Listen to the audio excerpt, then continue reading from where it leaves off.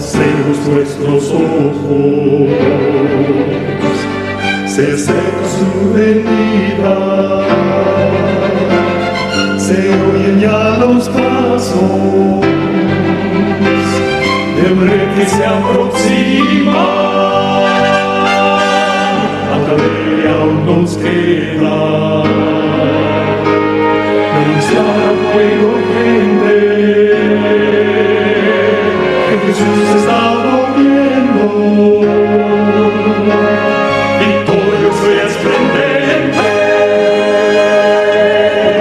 pronto vendrá, Cristo muy pronto vendrá, pronto vendrá,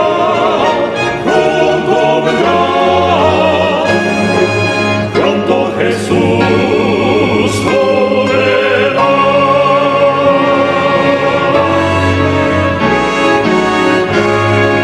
Pronto Jesús volverá.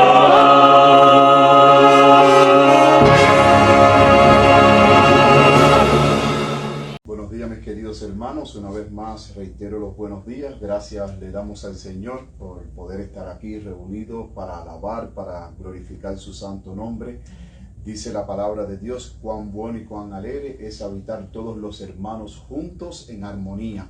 Y qué maravilloso es cuando el pueblo de Dios cada sábado en su día santo, en el séptimo día, se reúne para glorificar su santo nombre, para recibir sus bendiciones y para así poder reclamarle a Dios las promesas, esas lindas promesas que se encuentran en su santa palabra, para que sean una realidad en nuestras vidas, pero también en las vidas de nuestras familias. Gracias le damos al Señor por la presencia de cada uno de ustedes, porque en esta mañana estamos aquí para adorarle.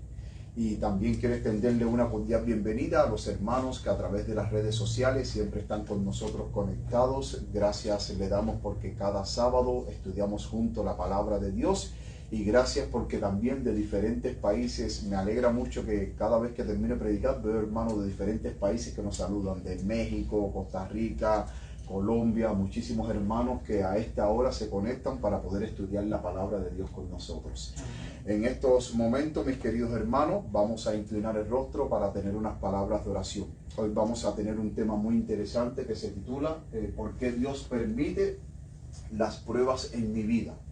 O sea, ¿qué finalidad tienen las pruebas que Dios permite en mi vida y cómo me ayuda esto en mi proceso del crecimiento cristiano? Estas preguntas vamos con la ayuda del Señor a través de su palabra y del espíritu de profecía. Vamos a poder contestar estas preguntas. ¿Por qué el Señor permite las pruebas? ¿Por qué estoy sufriendo? ¿Por qué estoy pasando por esto?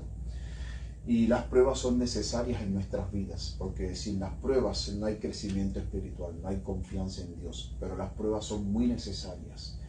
Vamos entonces a inclinar el rostro. Yo desde aquí me voy a arrodillar para tener unas palabras de oración. Si alguien quisiera acompañarme de rodillas, siéntase libre y vaya. Querido Padre que estás en los cielos, te damos muchísimas gracias, Señor, porque en estos momentos tú nos vas a hablar, Padre querido.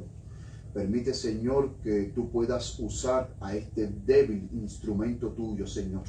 Me pongo en tus manos, Padre querido, para que un carbón encendido del altar quite mi culpa y tú puedas santificar mis labios, puedas santificar mi lengua, puedas santificar todo mi ser, y que cada palabra que salga de mis labios no sean mis palabras, sino sean las tuyas, Señor. Quédate con nosotros, Padre querido. Bendice a cada uno de los hermanos presentes. También bendice a aquellos que no pudieron venir y estar hoy con nosotros. Padre querido, donde quiera que se encuentra, también bendícelos a ellos, Señor. Permite, Padre querido, que tú nos cubra con tu manto de justicia y que tu Espíritu Santo se derrame copiosamente en este santo lugar donde tu nombre es invocado, Señor. Que tu Espíritu Santo se mueva con poder aquí, trayendo sanidad, tanto física como emocional, como espiritual, trayendo bendición, Señor, y sobre todo trayendo tu santa paz a nuestros corazones, Señor. Amén. Que al abrir tu palabra tú nos puedas hablar hoy y que podamos entender el mensaje de hoy, Señor. Úsanos como instrumentos tuyos, Señor, para ser nosotros canales de bendiciones y así poder bendecir a otros, señores. Gracias, Padre, por escuchar nuestras oraciones. Te suplicamos que tú perdones nuestros pecados y que tú nos limpies con la preciosa sangre de nuestro Señor Jesucristo, y que en estos momentos tú tomes el control de nuestras mentes y de nuestros corazones para poder estar atentos a lo que tú quieres decirnos, Señor. Amén. Gracias, Padre querido, en el nombre de Jesús. Amén. Amén. Mis queridos hermanos, como bien había dicho anteriormente, el por qué Dios permite pruebas en mi vida. Hay cristianos que, por no tener una madurez espiritual bien sólida, a veces no comprenden cuál es el propósito de las pruebas. Y entonces, cuando vienen pruebas en sus vidas, no saben qué hacer, no saben cómo afrontar las pruebas. Hay muchos que se quejan en medio de las pruebas. De hecho, he conocido cristianos que cuando ha venido pruebas a su vida, lo primero que han hecho es abandonar la iglesia y han dicho, no, esto no es para mí. Ahora, yo quiero hacerles una pregunta a ustedes. ¿Significa que fuera de la iglesia yo nunca tampoco voy a tener pruebas? ¿Mi vida va a ir de lo mejor 100%? ¿Todo va a ser paz, felicidad? No. Miren, en la vida cristiana nosotros vamos siempre a tener pruebas. Porque tenemos un enemigo que constantemente está buscando destruir al pueblo de Dios. Está tratando de destruir a los escogidos de Dios. Pero fuera de la iglesia, el enemigo también destruye a aquellas almas que no están en Cristo Jesús.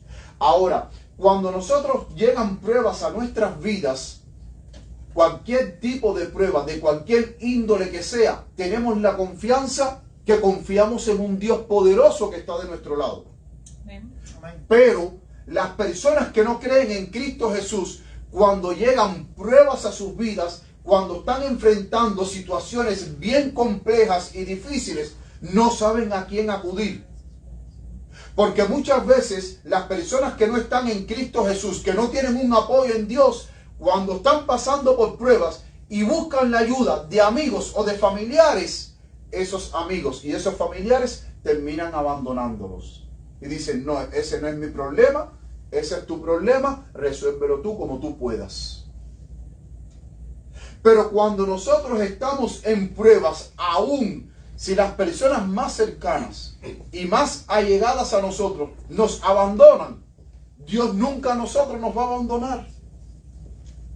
Porque el mismo Dios en su santa palabra dice, aunque tu padre y tu madre te dejaren, ciertamente Él va a estar de tu lado. Ciertamente Dios va a estar contigo. Aún el mismo Dios, cuando vamos al Salmo 23, Él nunca nos prometió que nunca íbamos a pasar por el valle de sombra y de muerte. Él nunca nos prometió que nunca íbamos a pasar.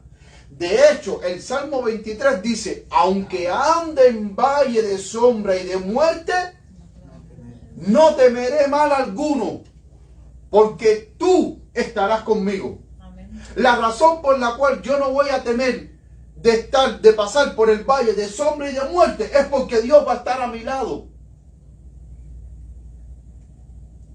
Pero Dios nunca a nosotros no nos prometió, tú nunca vas a pasar por el valle de sombra y de muerte. Tú nunca vas a tener problemas. Todo va a ser dicha, paz y felicidad. No. Porque cuando nosotros vamos a la palabra de Dios y buscamos en San Juan, capítulo 16, San Juan capítulo 16, versículo 33, dice la palabra de Dios en San Juan capítulo 16, versículo 33. Estas cosas os he hablado para que en mí tengáis paz. Ahora, yo quiero hacerle una pregunta. ¿Dónde nosotros podemos encontrar la verdadera paz? En Cristo Jesús. Porque el mismo Jesús aquí lo dice. Estas cosas os he hablado para que en mí tengáis paz. Cristo es la verdadera paz. Amén. Pero Él sigue diciendo, en el mundo ustedes van a tener gozo, paz, felicidad y una vida libre de problemas. que él dice, en el mundo ustedes van a tener aflicción por causa del nombre de Cristo. Pero él dijo, pero confíen porque yo he vencido al mundo. Amén. Por eso es que hay muchas personas que piensan que cuando entran a la vida cristiana es una vida de gozo, de paz, de felicidad. Y es verdad, tengo gozo porque tengo a Cristo. Tengo paz porque tengo a Cristo. Pero ese gozo y esa paz no está libre, no está ausente de problemas. Al contrario, cuando nosotros entramos y militamos en la vida cristiana, es cuando más problemas vamos a tener. Por nuestras creencias, por nuestros valores, por nuestra actitud diferente que nosotros vamos a adoptar en nuestro estilo de vida, de acuerdo a lo que creemos. Pero una vez que usted milita en las filas de Cristo, usted tiene a un enemigo y a sus huestes infernales que van a tratar de destruirlo, que van a tratar de desanimarle, que van a tratar de crearle duda, que van a tratar de hacerle a usted la vida imposible porque estamos en medio de un conflicto, hermanos. Y hay cristianos que no entienden esto. La vida cristiana es un conflicto. Y hoy estamos viviendo en una época donde las personas dicen, no, yo no quiero problemas. No me gustan los problemas. No, yo mejor me quedo callado para no decir nada y no buscarme problemas. Hermano, la vida cristiana es una vida de conflicto. Es una vida de problemas.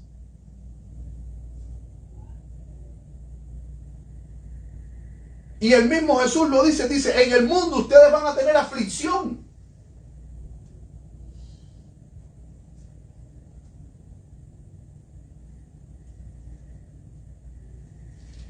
Dice la palabra de Dios.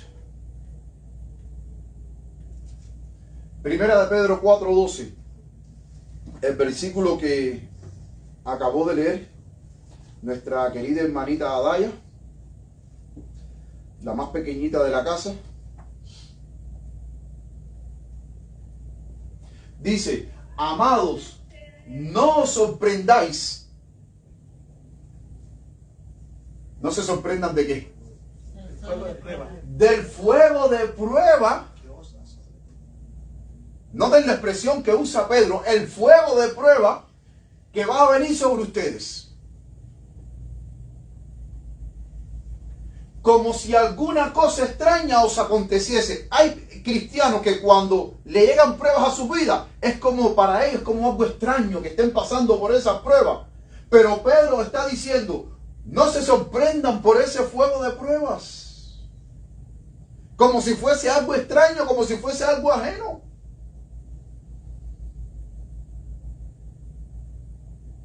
Y no es porque estemos echándole miedo a nadie.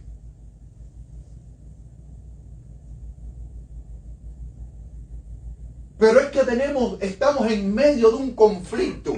Y en este conflicto en el cual nosotros estamos, hermanos, no hay tregua.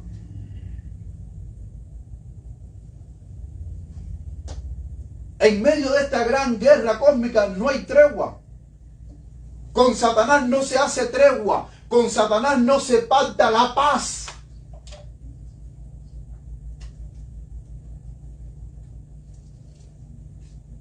Yo recuerdo hace 32 años más atrás cuando entré a la iglesia, a la iglesia donde yo primera vez conocí el evangelio, el mensaje adventista, los hermanitos eran muy sinceros, eran hermanitos, los amaba, pero eran muy sinceros. Y entonces yo, jovencito, entré como con 14 o 15 años a la iglesia. Y ellos eran muy sinceros conmigo, yo no conocía nada del evangelio. Y ellos me decían, hermano, esta es guerra. Esto es guerra. Y yo no entendía la expresión cuando ellos me decían a mí, esto es guerra. Y yo decía, pero ¿con quién yo me voy a fajar aquí? Y me decía, esto es guerra. Pero después entendí que yo había entrado a la iglesia correcta, porque esta iglesia es la verdadera iglesia de Cristo. La iglesia adventista es la verdadera iglesia de Cristo, con un mensaje especial. Pero me di cuenta que una vez que yo hiciera mi decisión de ser cristiano, iba a entrar en una guerra.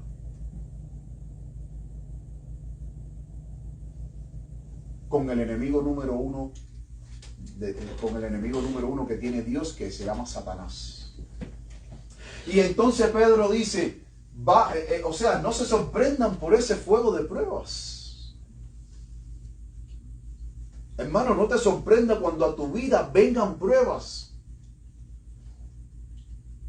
Ahora, lo más importante en medio de las pruebas es el consejo que nos da el apóstol Pablo en Efesios 6:10, cuando dice: por lo demás, hermanos, esforzaos en el Señor.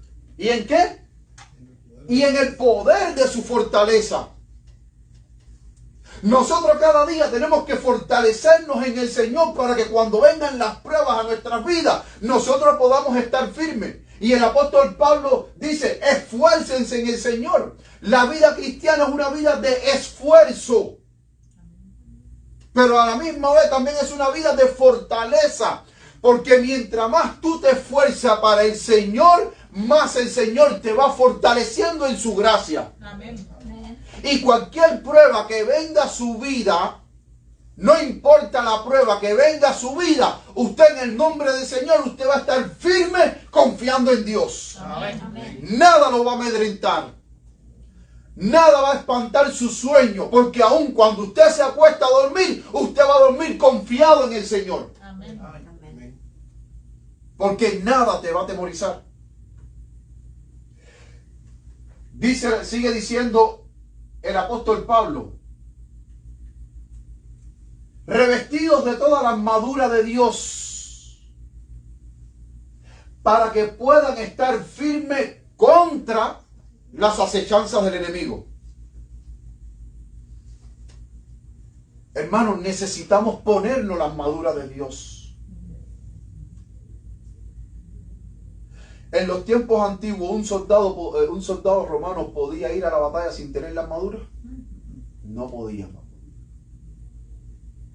Tenían que tener puesta la armadura, y aun cuando se ponían la armadura, siempre había un pase de revista para ver si la armadura estaba bien puesta, si todo estaba bien sujetado, si todo estaba listo, de tal manera que el soldado estuviese listo para la batalla.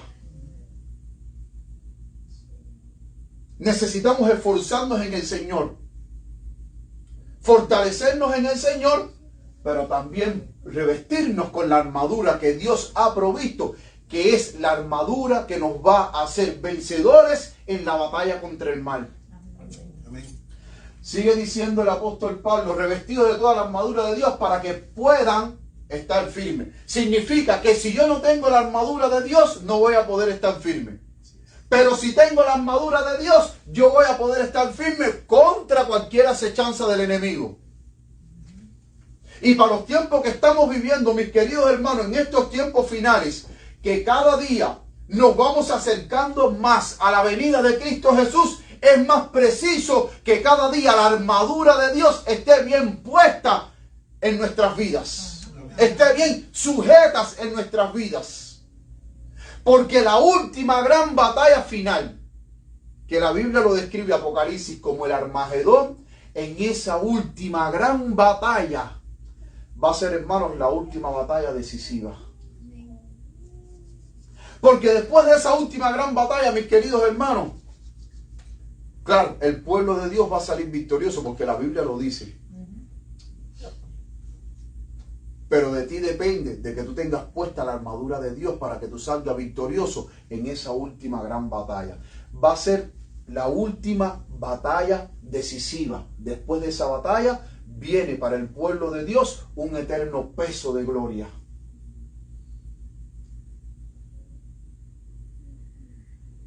Va a ser la última batalla. Pero mis queridos hermanos, tenemos que ponernos la armadura de Dios. Y el mismo apóstol Pedro nos dice: al cual resistir firmes en la fe, sabiendo que los mismos padecimientos se van cumpliendo en vuestros hermanos en todo el mundo. Vamos a padecer. Mis queridos hermanos, yo muchas veces cuando he cogido los libros de historia eclesiástica, y he leído historia antigua, hermano, yo decía, ¿cómo es posible que los cristianos antiguos podían soportar las terribles torturas que jamás se le hayan infligido a un ser humano? Y actualmente en diferentes países hay museos de tortura de la edad medieval. Que usted va a Google y usted puede ver esas torturas, y yo nada más, yo digo, yo creo que de un solo grito ya yo me desmayo. ¿Cómo es posible que ellos no renunciaban a su fe? Y le infligían toda clase de tortura. Y a pesar de que en medio de esas torturas se mantenían firmes, nadie podía doblegar ni quebrantar esa voluntad fuerte que ellos tenían entrelazadas entre ellos con Dios. No había castigo, no había dolor que pudiera quebrantar esa fidelidad. Pero era porque estaban revestidos de la armadura de Dios. Estaban sujetos al brazo poderoso de Cristo. Y en vano, cualquier cosa que se les hiciera con tal de doblegarlos, no podían, preferían morir por su maestro antes de traicionar su fe.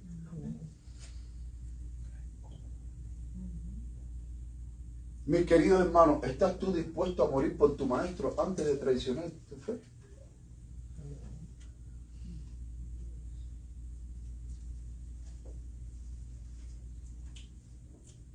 Porque muchos cristianos enfrentaron la hoguera.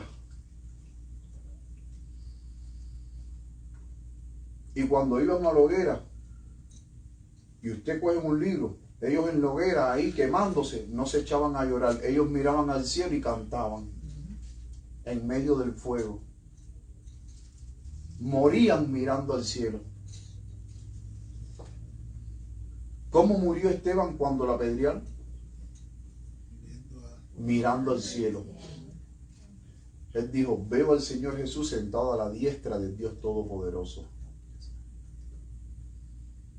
Muchos fueron arrojados al circo, despedazados por la fiera, pero antes que las fieras se abalanzaran sobre ellos, ellos estaban de rodillas, orando, mirando para el cielo, mientras las fieras se abalanzaban sobre ellos. Porque cuando tú tienes tus vistas en el premio celestial, hermano, a ti nada te va a atemorizar y no va a importar lo que pueda suceder en tu vida. Porque aun si tú mueres en Cristo, tenemos una bendita esperanza en Cristo, que es la esperanza de la resurrección. Amén. La muerte no es lo último, no es el fin. La muerte para el cristiano, yo lo he tomado como un mero receso, como un mero descanso hasta la venida de Cristo Jesús. Amén. Así es como lo he definido la muerte. Un receso, un break, un descanso que voy a tomar hasta la venida de Cristo Jesús. Y en ese descanso que yo voy a tomar, otros van a seguir arriando la bandera de Cristo. Amén. Otros van a seguir arriando la bandera de Cristo. Miren lo que dice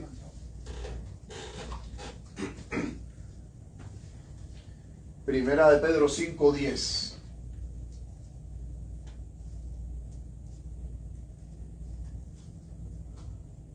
Primera de Pedro 5:10 dice, ¿puedes pasarlo? Ya.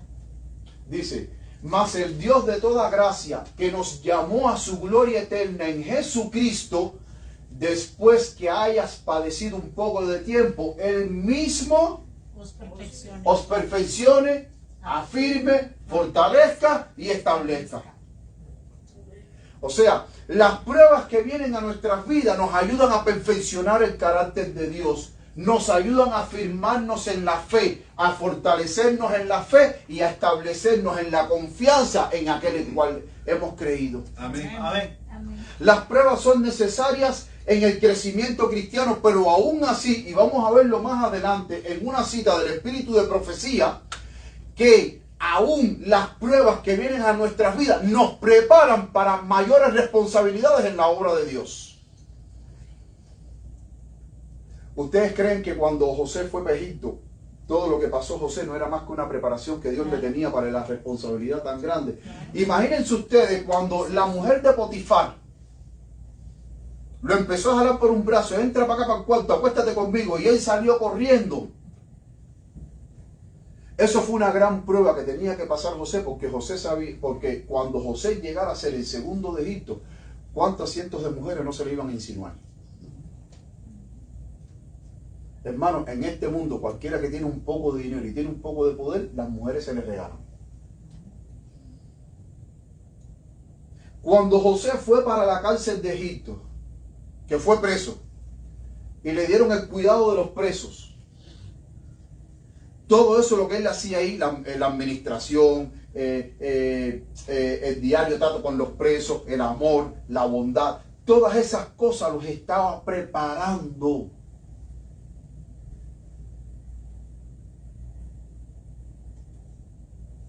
para llegar a ser la segunda persona más poderosa de Egipto.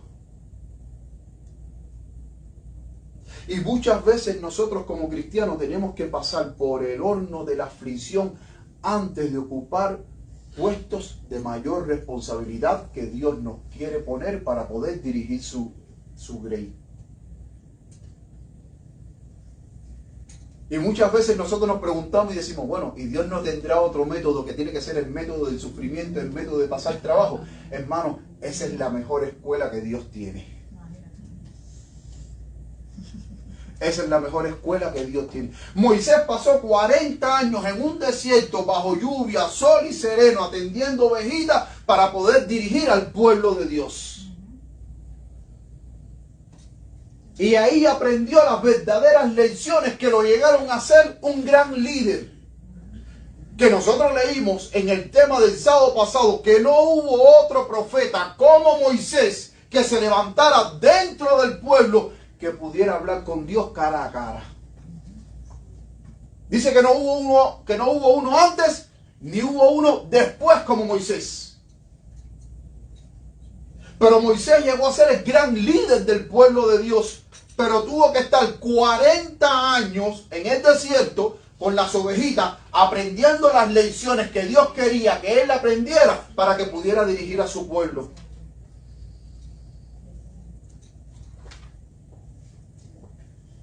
El horno de la aflicción, mis queridos hermanos, nos ayuda a purificarnos.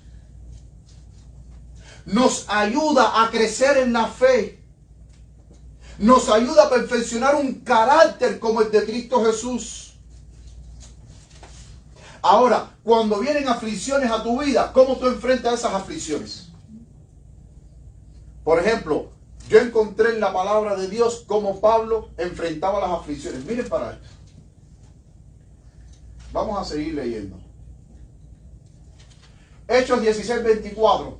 Cuando vamos a la palabra de Dios en Hechos 16:24 dice: el cual recibido este mandamiento los metió en la cárcel de más adentro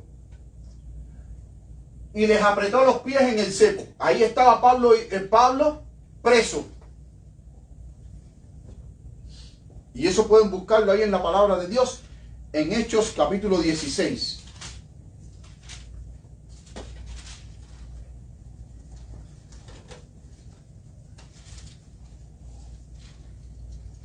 Ahí estaba Pablo y Silas presos. Pero primero, antes de meterlos presos, los azotaron. Porque ahí el versículo 22 de Hechos 16 dice: y se agolpó el pueblo contra ellos, y los magistrados, rasgándoles sus ropas, mandaron azotarles con varas.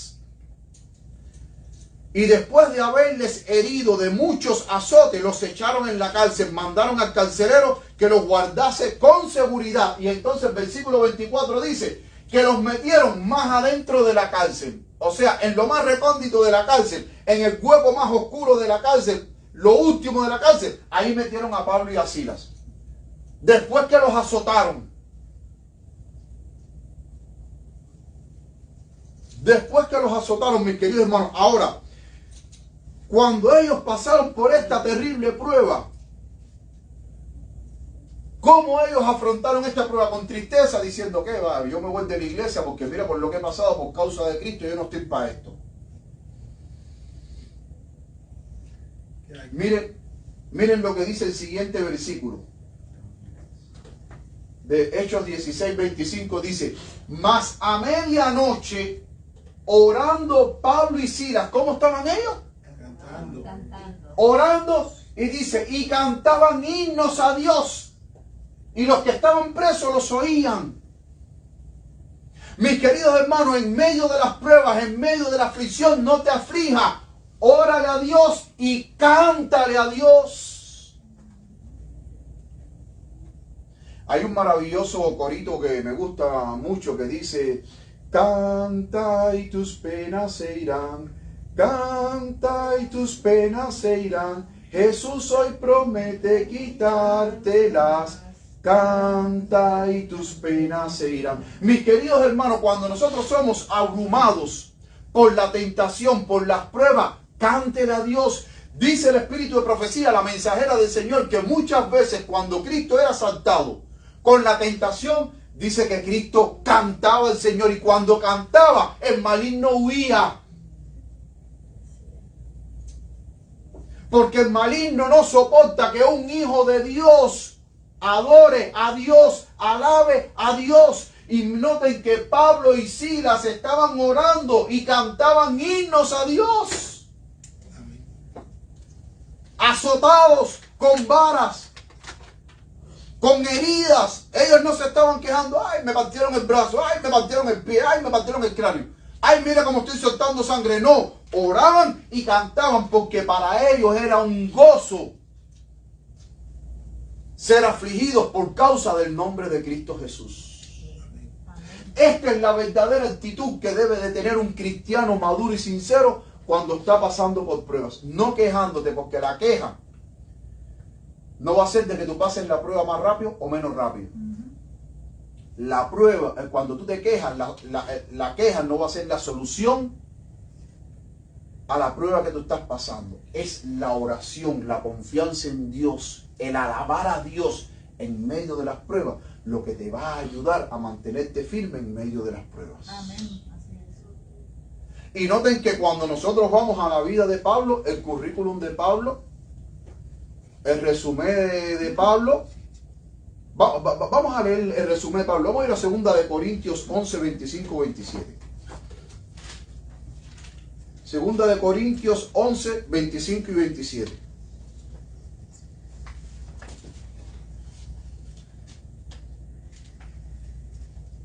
Vamos a leer a partir del versículo 23.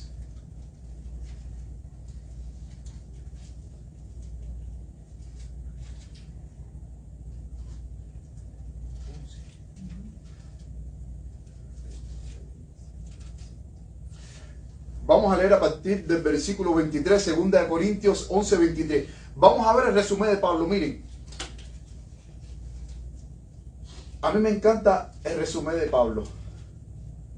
Ustedes saben que cuando uno hoy va a buscar trabajo que uno aplica, al trabajo que usted aplica, usted tiene que llevar un resumen para que ellos puedan ver en su resumen la experiencia, o sea, dónde usted ha trabajado, los años que usted tiene de experiencia en el trabajo que usted va a desempeñar, ¿no es así? Cuando yo veo el resumen de Pablo como pastor o como predicador, ¿qué puedo ver yo ahí ahora? De decir, por ejemplo, Pablo, graduado de la escuela, doctor en teología, maestría en vida familiar, atendió esta iglesia, atendió esta otra iglesia.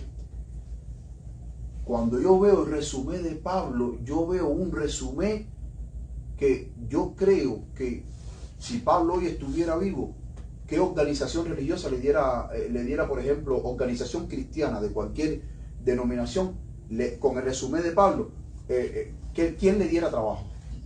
Con esos azotes que le daban. ¿Quién le diera trabajo?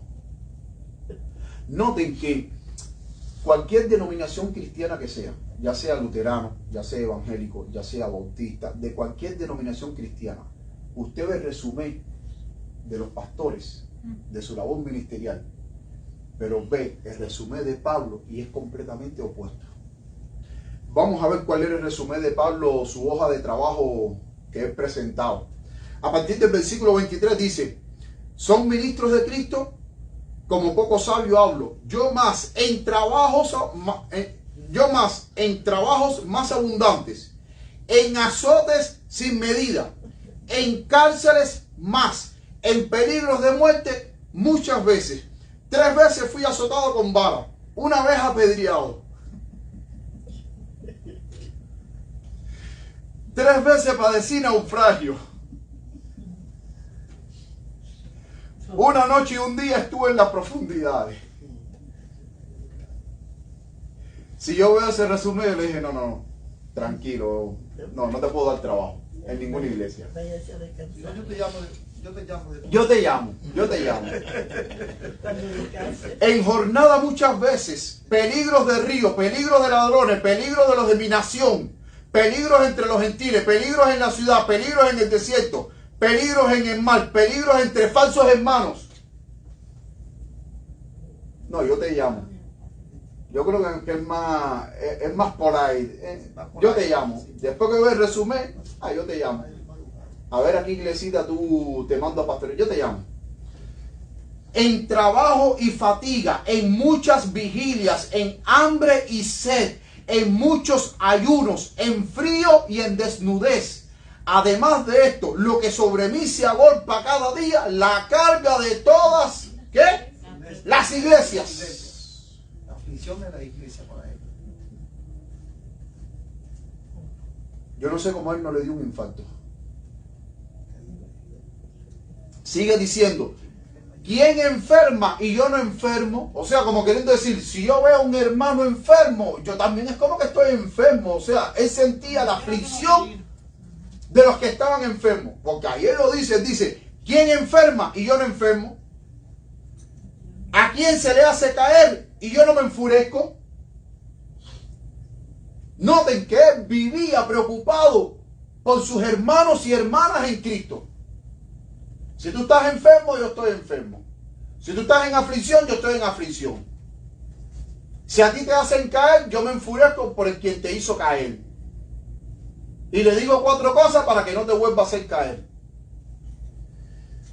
Sigue diciendo, si es necesario gloriarme, versículo 30, me gloriaré en mis flaquezas.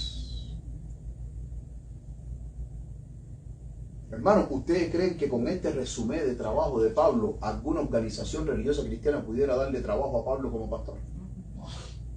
Yo creo que con este resumen lo verían como un pastor fracasado, que no ha tenido éxito en el ministerio.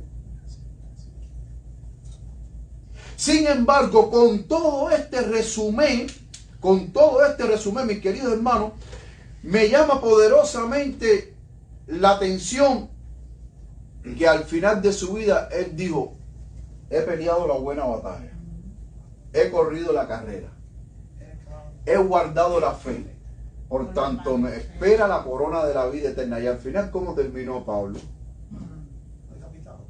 Decapitado. O sea, Pablo camino con su verdugo, camino a la muerte, ya le había acabado la carrera de la fe. Pero miren todo lo que pasó a Pablo, y al final él seguía hacia adelante. Él no se dejó amedrentar por nada, porque tenía su vista puesta en Cristo Jesús. Por eso es que él podía decir, ya no vivo yo, mas Cristo vive en mí. Y él sabía que como Cristo vivía en él y él tenía puesto su mirada en Cristo, a él le iban a esperar aflicciones. Pero él siguió en su trabajo misionero. Y no es lo mismo, porque hoy en día, por ejemplo, si yo quiero hacer obra misionera, vamos a suponer, a ir a otro estado, yo cojo mi carro y me voy para otro estado a hacer obra misionera. Pero en los tiempos de Pablo, cuando Pablo iba a hacer obra misionera, era caminando por ahí para allá. Bueno, un caballo. Caminando por ahí para allá. Si se encontraba un caballo por el camino y le querían dar un ride, dale, móntate. ¿Y cuántos cientos de veces no tuvo que dormir a la intemperie?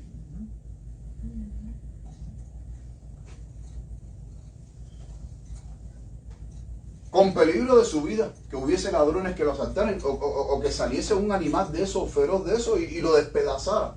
Pasando hambre también. Pasando hambre. Noten todas las pruebas que él pasó, pero aún así nada lo hizo desistir de su misión y de su amor por Cristo Jesús. Amén. Nada, hermano. Y muchas veces hoy a nosotros nos llega una simple pruebita chiquitica, ya me quiero ir de la iglesia, esto no es para mí. O nos llega una simple pruebita chiquitica y al momento nos echamos a llorar. Hermano, no, en el nombre de Cristo Jesús, levántese. Amén. Amén.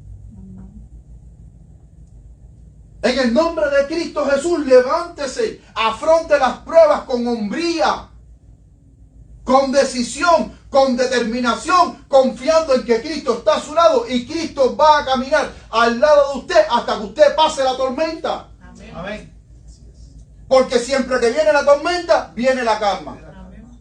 Siempre que viene la noche, viene la mañana. Su tormenta no va a ser eterna. Su noche no va a ser eterna. No importa cuánto dure, pero Cristo va a estar al lado de usted, caminando hasta que usted pase confiado y seguro. Amén. Amén. Pablo para mí es un gran ejemplo, mis queridos hermanos. Es un gran ejemplo. Y es el ejemplo que nos debe inspirar a cada uno de nosotros a seguir, hermanos, en la fe. No importa pase lo que pase.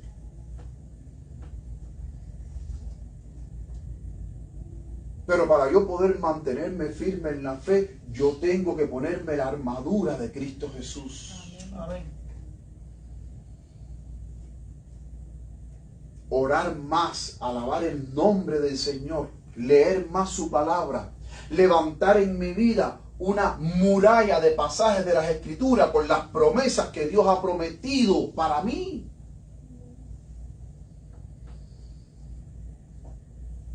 Y cada vez que yo esté abrumado, yo voy a la palabra de Dios y busco esas promesas y esas promesas me van a alentar, Amén. Amén. me van a dar fuerzas.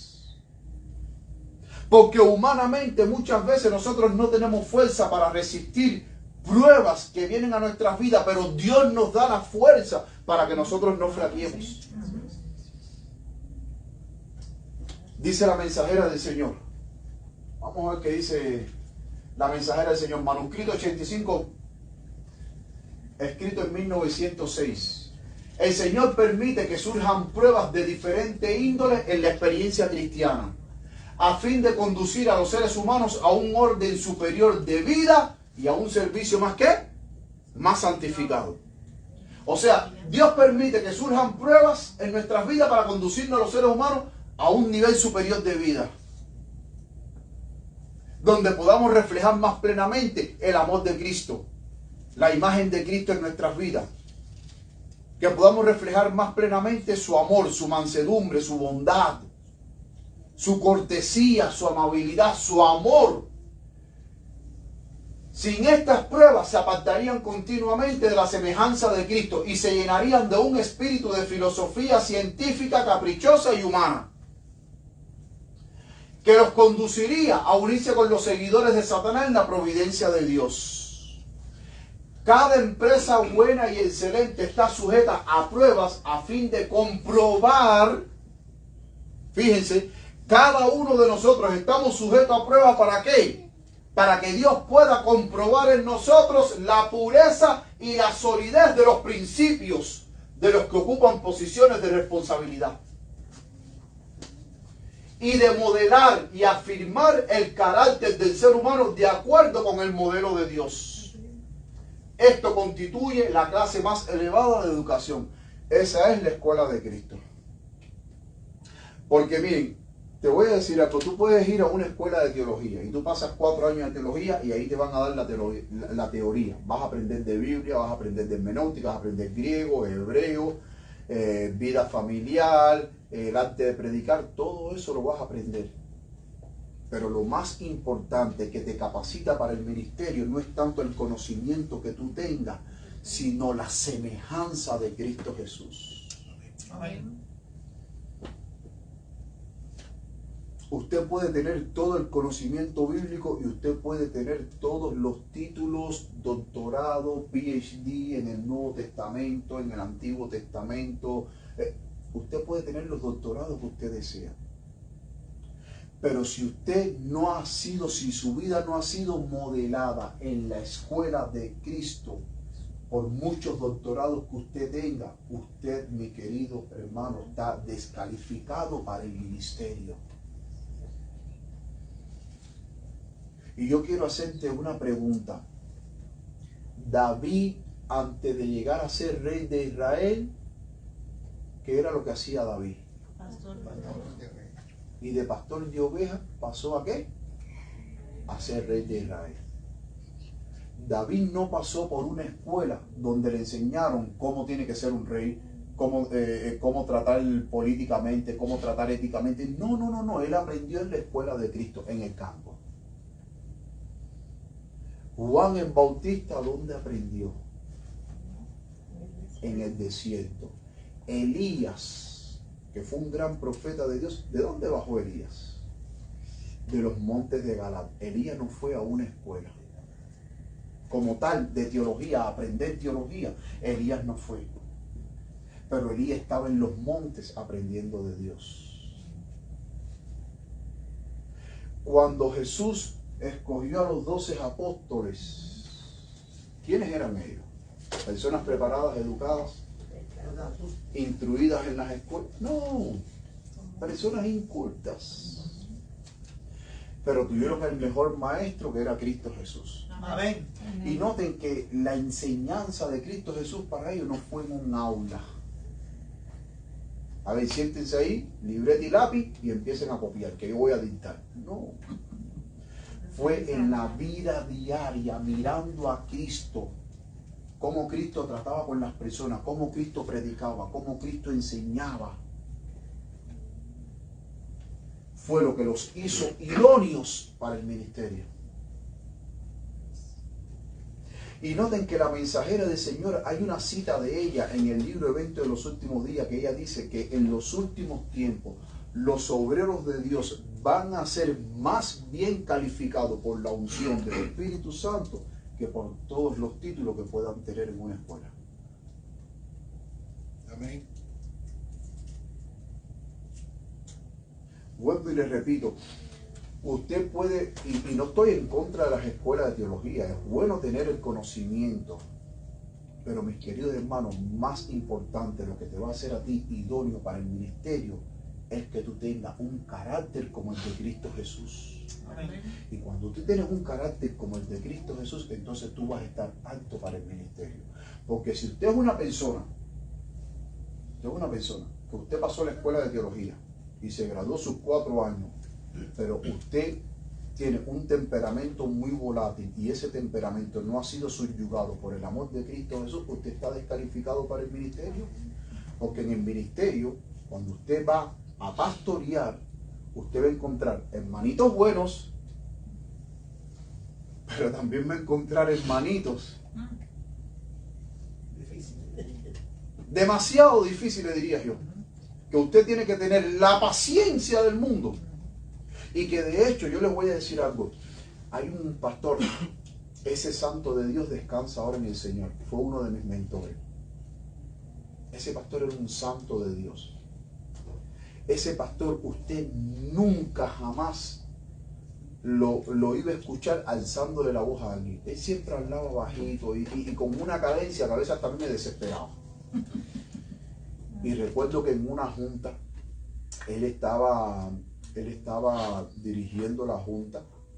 Ese santo de Dios hoy descansa en el Señor y yo espero verlo en la mañana gloriosa. Y hubo un hermano que también ya descansa en el Señor ya, que este hermano era un poco conflictivo. Y no sé qué fue lo que pasó.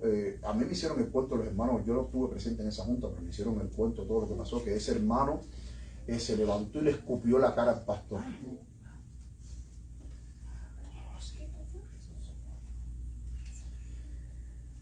Y el pastor sacó su pañuelo, se limpió su cara, dobló su pañuelito, se lo puso y le dijo: hermano, Dios te bendiga.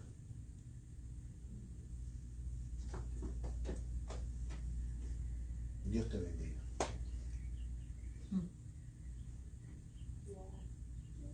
Si hubiera sido otro pastor que quizás le hubiesen escupido la cara, yo creo que ese pastor le hubiese ido para arriba, porque conocí pastores con temperamento volátiles. Pero yo quisiera, bueno, a mí cuando me hicieron este cuento, yo quisiera que usted viera, y es verdad, este pastor, este santo de Dios, era una persona que tenía una parsimonia, y con esa lentitud él se sacó su pañuelo, limpió su carilla. Hermano, Dios te bendiga.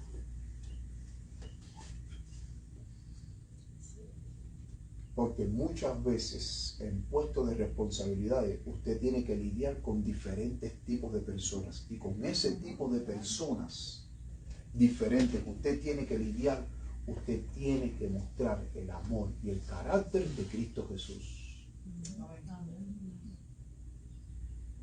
Usted tiene que... Moisés, a cada ratito el pueblo quería apedrear a Moisés, ¿sí o no? Sí. ¿Y Moisés cogió una espada para irle para arriba? No. No. La palabra de Dios dice que Moisés era el hombre más manso de toda la tierra. Y Moisés era un hombre de guerra, sí, porque en Egipto, él era el príncipe de Egipto y él era un hombre de guerra. Él era un hombre diestro en la guerra, él era un hombre diestro en la espada, en la lanza, en cuanto a toda arma. Sin embargo, él fue transformado por la gracia de Cristo, que el pueblo muchas veces lo quería apedrear, pero él confiaba en el Señor. Y cuando murió, dice la palabra de Dios que Moisés era el hombre más manso, hermanos. El hombre más manso de toda la tierra. Porque fue modelado por la gracia de Cristo. Amén. Tenía las cualidades excelentes de un gran líder. Sigue diciendo en el libro Promesas para los Últimos Días, página 140, párrafo 1. El hecho de que somos llamados a soportar pruebas demuestra que el Señor Jesús ve en nosotros algo precioso que quiere desarrollar. ¿Qué es lo que ve Jesús en nosotros? Algo precioso. Entonces, cuando nosotros pasamos por pruebas, significa que nosotros somos lo más precioso que Cristo tiene. Y dice, algo precioso que quiere desarrollar. Si no hubiera en nosotros nada con qué glorificar su nombre, no perdería tiempo en refinarnos. Si Él ve de que nosotros somos frutos inútiles, Él no pierde el tiempo con nosotros. Pero si pasamos por prueba, mis queridos hermanos, y Él las permite, es porque Él quiere refinarnos, porque somos valiosos. Y dice, no perdería tiempo en refinarnos, no echa piedras inútiles en su hornillo. No echa piedras inútiles. Por eso cada vez que tú seas tentado, cada vez que tú seas probado, piensa en que tú eres precioso para Cristo y que Cristo quiere refinarte. Porque si no lo quisiera, no perdería tu tiempo contigo. Y si Cristo no está perdiendo tu tiempo contigo, es porque Él aún todavía está trabajando en ti. Y seguirá trabajando en ti hasta que seas perfeccionado, establecido en la fe y afirmado en la confianza de su palabra. Amén. Sigue diciendo esta otra cita. Vamos a ver otra cita más. 2 citas más. Primero es escrito, página 46. No es ahora el momento de dejarse vencer por el desaliento ni de sucumbir bajo la prueba. El Señor me ha mostrado que basta su gracia para resistir todas las pruebas. No dice resistir algunas pruebas. Dice resistir todas.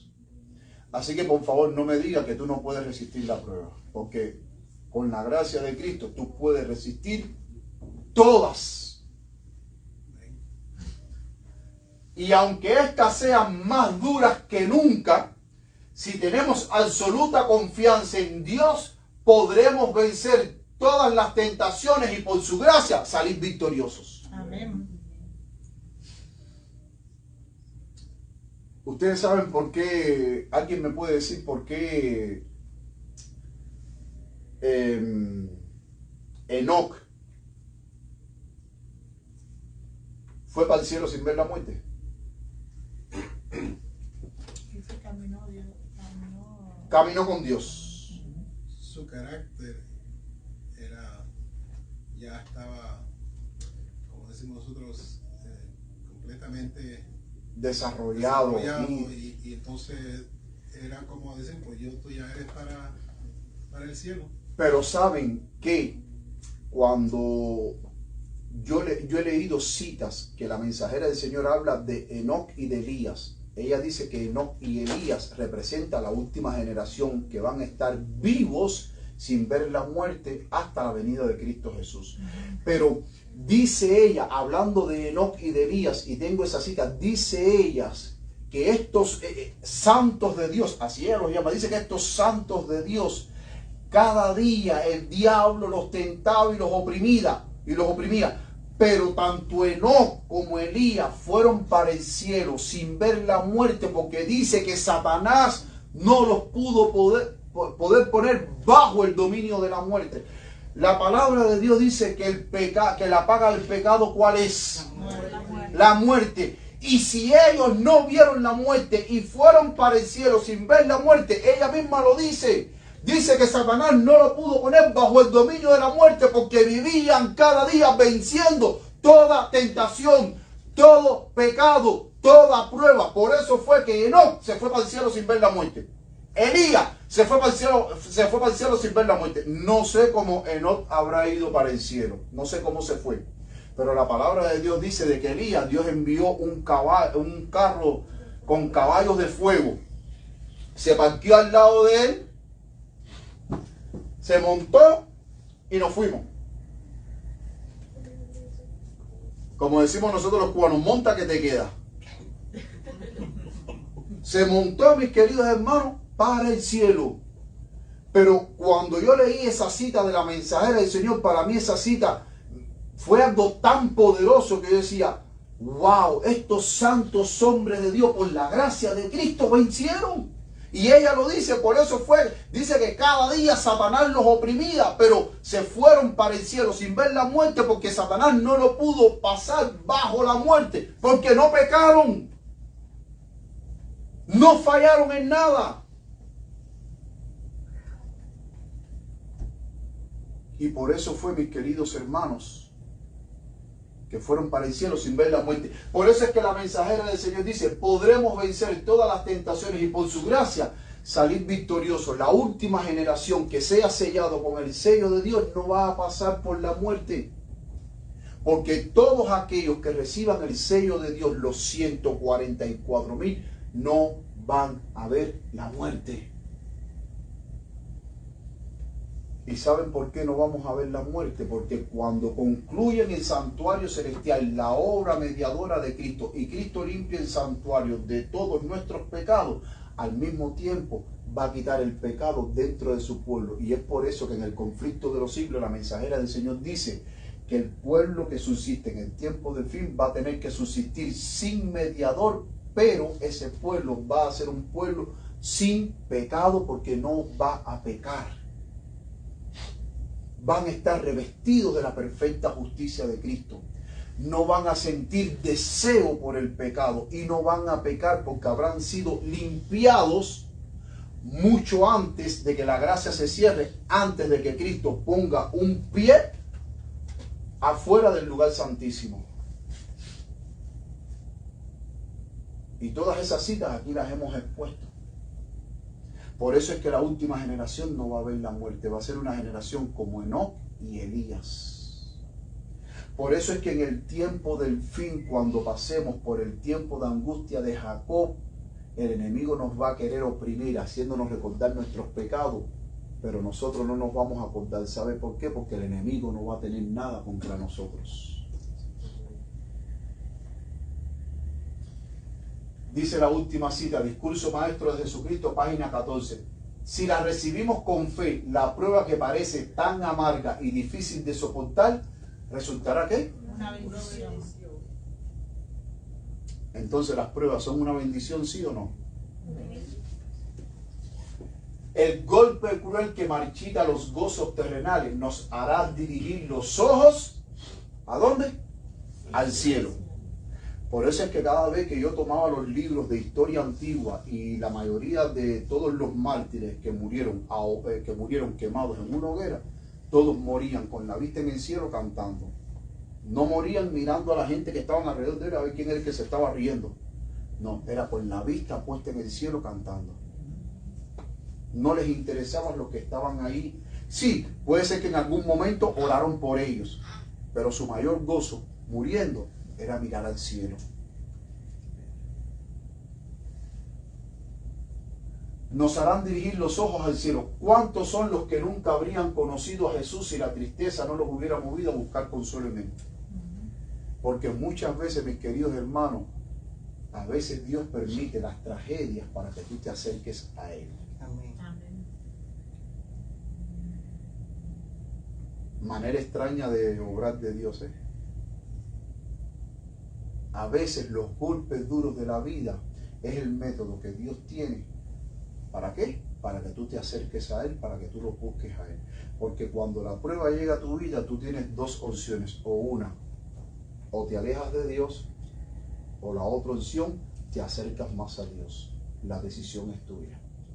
Mis queridos hermanos, permite el Señor que a través de las pruebas nosotros podamos ser más que vencedores.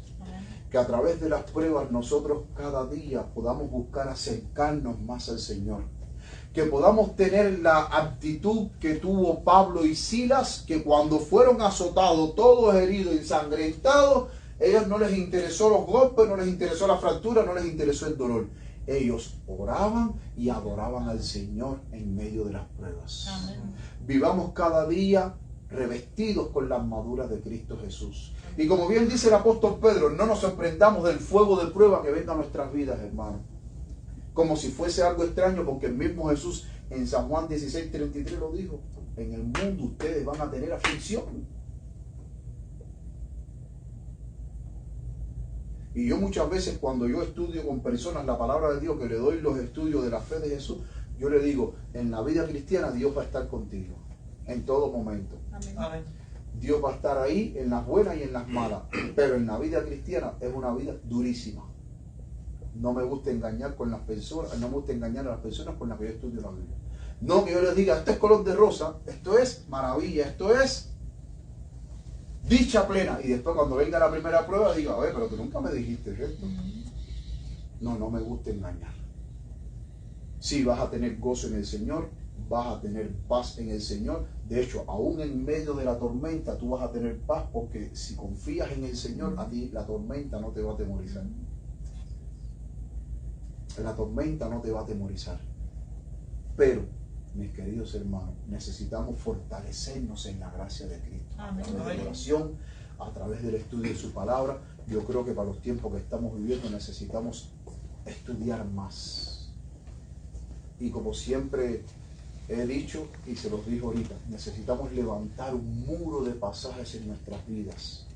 Que en cualquier momento que estemos podamos decir, aunque ande en valle de sombra de muerte, no temeré mal alguno, porque tú estarás conmigo. O podamos decir como el Salmo 27:1, Jehová es mi luz y mi salvación, ¿de quién temeré?